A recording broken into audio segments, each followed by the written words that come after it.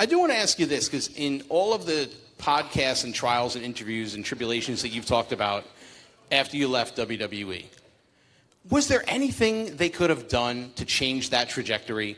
Like if they were in Chicago and Vince McMahon showed up at your house and was like, hey, pal, let's talk. Yeah, absolutely. So what could they have done to keep you happy? That's a good start. Theoretically, what would have made you happy at that point? Nobody talked to me.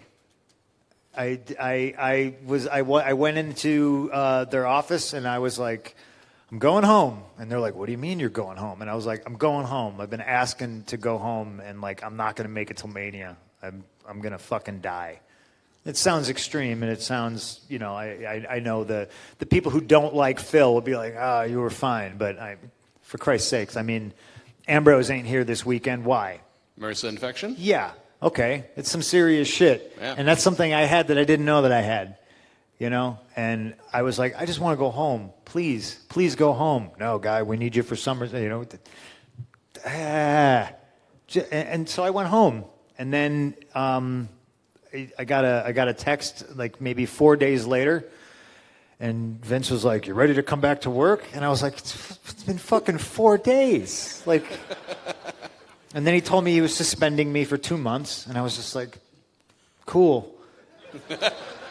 I busted out my calendar and I looked, and of course I was like, of course the suspension ends exactly like the day after WrestleMania. I was like, oh, I'm being punished. I can't do WrestleMania. Fine. And then the 2 months I was suspended, and then nobody ever dialed me up and was like, hey, your suspension's up. I wind up finding a check. This is all, I think I covered all of this. This is all retread. I'm sorry.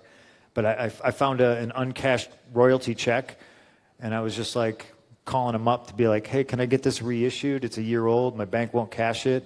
And then just nobody called me. They ghosted you. Nobody called me back. And then, you know, and then 2 days before I was getting married, somebody gets a hold of me and they're like, hey, you know, this, that, blah, blah, blah. And I was just like, hey, can I talk to you when I get back from my honeymoon? Which apparently now sounds like it would be a reasonable thing to ask for. And then, yeah, magically 2 days later, special FedEx shows up at my door, and I'm fired. And I was just like, all right, well, what are you gonna do? Hell of a wedding gift. What are you gonna do? I gotta get married. I can't deal with it now. That's the way it happened. So your question, could they have done something? Yeah, they could have fucking talked to me.